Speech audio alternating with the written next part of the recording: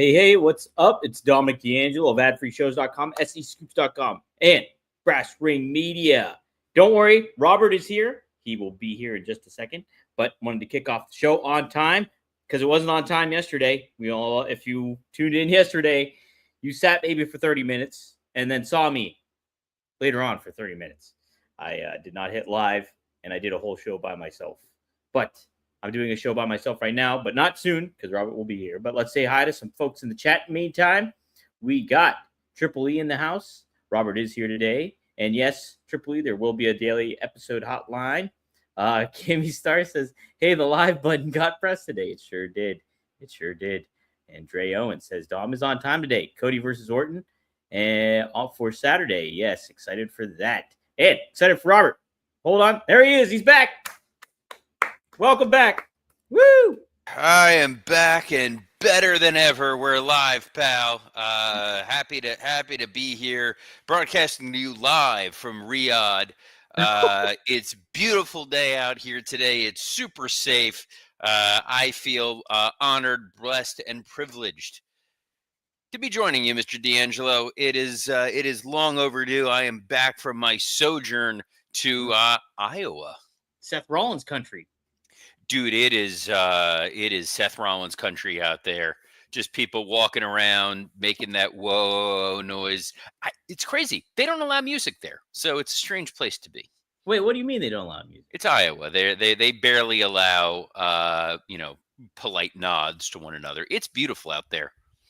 I believe it. Yeah. Look, my recommendation. Mm-hmm. If you are in Des Moines, Iowa, if you have done something wrong in your life and wound up there, there's a place called Zombie Burger. Oh, let me tell you, damn. Wow. All right, Zombie Burger, mark it down if you're ever in Des Moines, everybody. Absolutely delicious, and made some friends with some wrestling folks while out there because.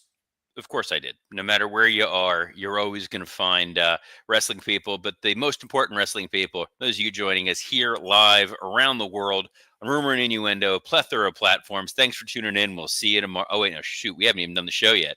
I'm out of practice, man. I thought we just talked. I leave. World goes totally like cuckoo banana pants bonkers in wrestling. Love it. And in the world.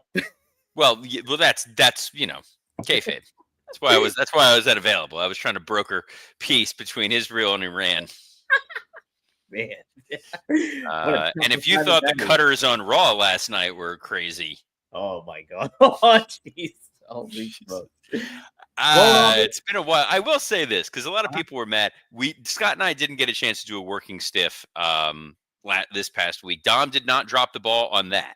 No, not on that. Heard you drop the ball yesterday, dude. Big time. Ron Ward says it's 110 degrees outside in Boston. Robert, take your damn weather back with you. It is hot. It's hot in Pittsburgh here too. It's like 97 or something. It is. It's actually supposed to rain here in about an hour and a half. It is currently. It's a chilly 91 here in Boca Raton. Yeah. You need some sort of jacket going on there, Robert. I might need a jacket to coat, something like that. But Dom, there's a doings going on internationally, and it's going to be this Saturday, hopefully, maybe, possibly. Night of Champion is scheduled for Saturday, and according to Fightful Select, it is still going to happen, despite all the controversy going on between Iran and Israel. WWE's major event in Saudi Arabia will still go ahead, although Fightful Select has reported how the organization is monitoring the situation. The report goes on to claim that out in Saudi Arabia, preparations are still to be full steam ahead, and workers are in full build mode at the site. It is also reportedly unlikely the event will be postponed or canceled, given the plans to host the 2026 Royal Rumble in Saudi Arabia and how much money is at stake. Meanwhile, another source is said to have added the view that Saudi is one of the safest places in the world, reducing concerns over the event taking place. And who was that source? We don't know. Who was that source? I mean, that is the kind of just like, well, if I say it, it's going to be true. Not that that's indicative of anybody else in politics, but look, I do feel slightly better that there is this shaky peace that was signed between Israel and Iran. Whether it holds, it as of now, it's like, we'll see. It's like a wrestling union. It sounds like it's going to work, and then it just totally falls apart. But if that wasn't in place, I would have been more concerned, because there was talk of Iran supposedly targeting U.S. interests. That's why they fired missiles at the U.S. military base in Qatar. There was talks on some of the news channels about like sleeper cells that are waiting in case Sergeant Slaughter suddenly decides that he's going to change his allegiances and become an Iranian sympathizer this go round. But this is a very prominent U.S. based global event occurring in a region that is volatile. I'm sure there's over the top security for it there. Riyadh and Saudi Arabia in general has invested a tremendous amount of money into these sorts of events in order to show the rest of the world we're a place you should go visit, we're a place you should go spend your money, you should transact with for global business purposes. And it's a safe, wonderful, beautiful place that has a Tim Hortons. Ooh, a Tim Hortons. Does have a Tim Hortons there. I don't have Tim Hortons. Like, on the one hand, I don't want to, die in a hailfire of missile shrapnel. On the other hand, Timbits are delicious. They are pretty good. They're almost worth it. But WWE and boxing are sort of two of the big flag waving events, and I think there's tennis and golf events that are there as well, that they try to use to say, hey, we're come on in, we're a safe, happy, wonderful place, you all can enjoy it. But like when Hitler hosted the Olympics. Oh, of course. Robert, when I was doing the show by myself yesterday, I was thinking, man, I wish I had Robert here, because I'd want to see you and most of the audience. I'm kidding. I'm sure you knocked it out of the park, dude. Thanks. By the way, thank you to the guest hosts that filled in as well. Yes. Bubba Brewer and my degenerate brother Marcus, who didn't swear. So, dang. Good job on his part. Hey, but I did want to ask, from a legal perspective, say hypothetically, if WWE could get out of this show, what would be some certain legal ramifications, if any, considering the global impact of what's going on between Israel and Iran? So most of these contracts have a force majeure clause, which is an act of God clause, which would include things related to war, strife, safety, things of that nature. They most likely would have to give back money, which is where, Nick Khan, we care about our people, so we have to give back the money. We don't care about our people's safety. They'll be fine. They got muscles. They'll be good. Yeah. If not, we got the Wyatt Six. They're spooky. They'll do some woo-woo nonsense. Yeah, that'll all pan out. But there was some woo-woo nonsense that occurred in Grand Rapids, Michigan on Friday, Dom. Robert, there sure was. One of the headline matches was John Cena versus CM Punk. And John Cena took on R-Truth, Ron Killings, on the main event of SmackDown, and got a disqualification happening. And it ended up turning into a CM Punk segment, where CM Punk is put through a table by Cena, and Cena drops his own pipe bomb. What did you think of that, Dom? I loved it. I loved the promo. I loved the certain layers to it. I think it really spoke to how smart Cena is as a wrestler on the microphone. And I think if, how his heel turn has been so far has been a little underwhelming, but this really, really got hammered home the point that he's a great heel, So, but what did you think, Robert? It was a little cutesy for me, just because there was, and this is going to sound stupid, and I'm admitting this, it felt so rehearsed, given the impromptu nature of, he would have had to have known that he was going to get the disqualification on Ron Killings. Yep. And then he would have had to have known that Punk was going to come out.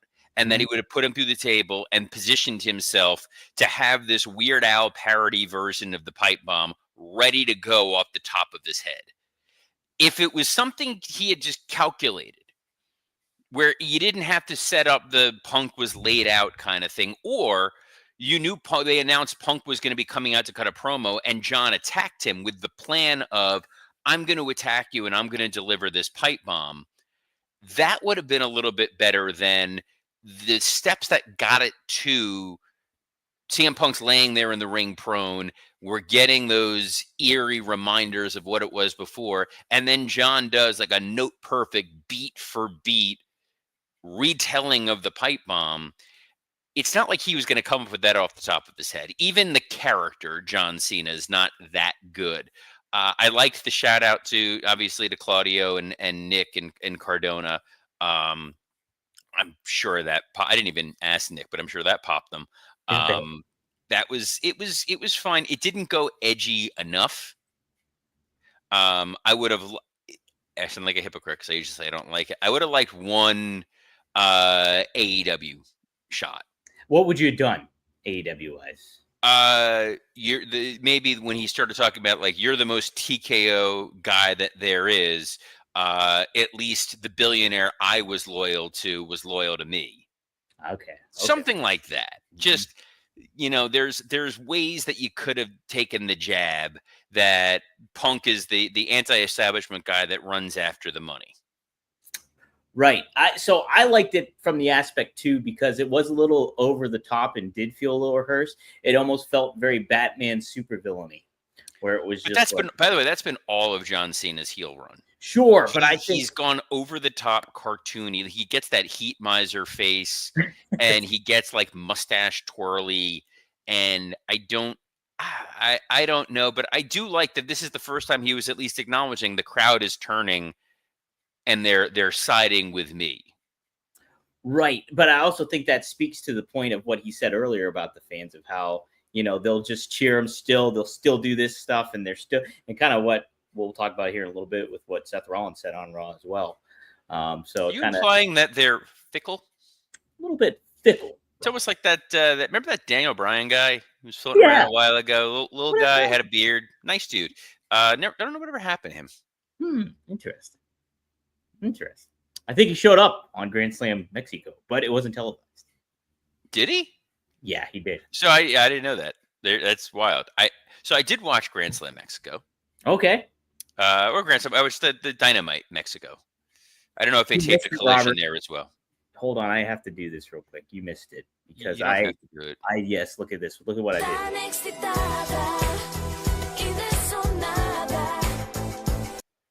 That was just for last week. I hate that I didn't know that was a song, and as soon as you said, you know what I did, I'm like, did you find the Spanish version of I'm so excited? I did. Just for one time, that was it. Well, dude, best producer in the business. What you think of Grand Slam Mexico? MJF had a hell of a lot of fun. He sure did. I had a lot of fun watching MJF.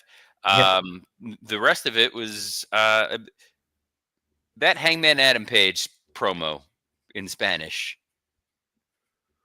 Whew. You didn't like it? Lo siento, pero no me gusta. I liked it, Robert, for the simple reason that it kind of made him more of an ambassador of AEW and made him feel all-encompassing a little bit. Dude, it felt like the end of Rocky IV. If I could change, you could change. We all could change. Yeah. One of my all-time favorite jokes is it's not even really much. It's a Larry David bit. Now he did it in the Curb Your Enthusiasm special before it became a show, but where he gets up in front of the audience and he goes, "I like you guys. I'm not going to use the usted version. I'm gonna go with two. We're gonna be familiar with each other."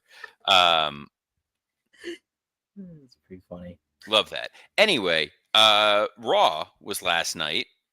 Yes, and we've now finished the King and Queen of the Ring tournament. Mm-hmm. Yes, the finals are set. It's going to be Cody Rhodes taking on Randy Orton and Jade Cargill taking on a returning Asuka.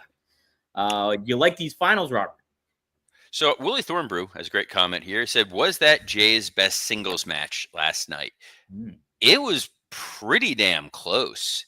That was that guy showing that he's able to work at a very high level. I think part of the issue with Jey Uso is he can rise up to meet great talent. He can't necessarily pull other talent up to his level, which is something you do need to do if you are going to be a champion. It is something that Seth Rollins is very successful at doing. I was surprised that they went with Sami Zayn losing to Randy Orton. Oh, On really? SmackDown, I thought for sure we were going to get Sammy versus Cody, but I think part is the crowd in Saudi Arabia being super into Sami Zayn and running the risk of turning Cody heel. Interesting. That's my guess. Also, probably in WWE world, they felt giving the Saudi audience Randy Orton is a bigger deal when you're trying to sell how important these shows are for how expensive they are. Wouldn't you be more concerned with Randy Orton getting more of a reaction than Sami Zayn though against Cody? So he'll get a reaction because it's Randy Orton. He's a legend. Sammy, given his ties to the region, that he wasn't allowed to perform there at a certain point in time, and then made the trip over to Saudi Arabia, had the very emotional Hajj that he participated in, and was greeted almost like a homecoming from that crowd. So putting the guy who, not to say he's the hometown hero, but sort of the regional beloved figure against the guy coming out in an American flag shirt, calling himself the American Nightmare, given everything that's happened in the last week. There's optics. Might be a little optics there, yeah. But they set up, this Sami Zayn carrying cross thing, which was fun. I feel like the inevitability of wanting to turn Sammy heel, given that they're making him sort of you can make him the bitter, angry, jaded guy. And they did kind of tee it up with that promo on SmackDown when it was him and Orton and Uso and Cody. Hey, you guys all finished your story. I haven't. I want to be world champion. And you got Karrion Kross in his ear saying, like, I know how to make you world champion. And Sam is like, all you know how to do is sell T-shirts. You're a young buck. I'm kidding. The Bucks can't sell shirts anymore. Oh, wow. Yes, but and Cody and Randy is a fun match. And there's no way it's not Cody. Yeah, how couldn't it be? You'd think SummerSlam he'd have to be in the world title picture, Especially since we already got the Orton John Cena match, and as much as I love John Cena and Randy Orton together, we're good. Yeah, we got our fill for that. You could maybe run it back one more time if you really, really want to do, but on one of your major pay-per-views, I don't know if that would be the best of moves right there. And then Asuka and Jade. Yes. Good luck, Asuka. I think from at least at the very surface of it all, like both these women in this finals makes a lot of sense, and you could see either one of them winning this. It does, but I think you need a lot of things to happen in order for Jade winning to make sense. Because Jade Tiffany at SummerSlam doesn't make sense. Mm-hmm. You want to get to Jade Naomi, right? But then it's like, well, why would Naomi cash in, knowing she's going to have to face Jade? I don't know. But then, are you really going to beat Jade and not have her win Queen of the Ring? But at the same time, the best move she did against Roxanne Perez was a push-up. Yeah, that was an interesting match. Was the opening segment interesting? We had Seth Rollins come out. Oh, sorry, I'm supposed to pretend. Sorry, Dom. Ask the question, and then let me pretend like I'm giving it real thought. Was the opening segment interesting? We had Seth Rollins come out with Bronson Reed, come out with Braun Breaker, and Paul Heyman, and it was Seth Rollins doing all the talking. Yeah, Robert, what did you think of this one? No. Seth Rollins missed his career as a politician because it takes a lot of skill to say that much without saying anything. He rehashed his accomplishments over the last few years, which really have just been he's Zelig. You know who Zelig is? Sounds familiar, but Woody Allen movie. Okay, no. Zelig was just a guy who was just sort of in the background of important historical moments. I think Forrest Gump. Oh, okay. But like Seth was the first NXT champion back when that really wasn't that much of a distinction. He was the first world heavyweight champion because everybody that was important and famous was busy worried about the undisputed title. He was the one who got Cody Rhodes over because they needed somebody for Cody Rhodes to beat. He's the reason that Roman is what he is because he turned on Roman, and then it propelled Roman, not Seth. Like it's a post hoc ergo proctor hoc argument where afterwards, therefore, because that we're making it seem as though these were all monumental things that Seth Rollins did, when really it was we're just trying to appease Seth to make it feel like he's been involved when he really hasn't been the guy or anywhere close to being the guy. He's engaging when he talks to some degree, but there was no message coming out of that story. It was to set up the fact that LA Knight got taken out with a number of tsunamis, which, hey, look, if I would have done work and stuff last week, that would have been the high spot. That would have been your high spot? That would have been the high spot. I know they're trying with LA Knight. I get it. I mean, to some degree, not really full-throated. They don't like LA Knight, but they're like fake trying. Do you have any idea how hard you have to work to make a Paul Heyman promo not interesting? So I had a different look on that one. I thought LA Knight did change up his promo style a little bit on SmackDown. Tried. I thought him getting mixed up with Heyman did make him feel like a bigger deal. And overall, him getting taken out by Bronson Reed kind of tables it for a little bit. But I don't know. It's like if they're going to take a shot at it, this is the way to do it, I guess, for LA Knight. It is the way to do it. Yes, you try to position these guys and rub them up against more important people. But I didn't think he held his own with Paul. I feel like Paul was trying. It felt like Paul was saying, like, I give him to me. I'll see if I can make this work. And if he wanted to, he could have eaten LA Knight's lunch. Sure. He showed some restraint. And that's kind of the nicest thing you can say about that segment.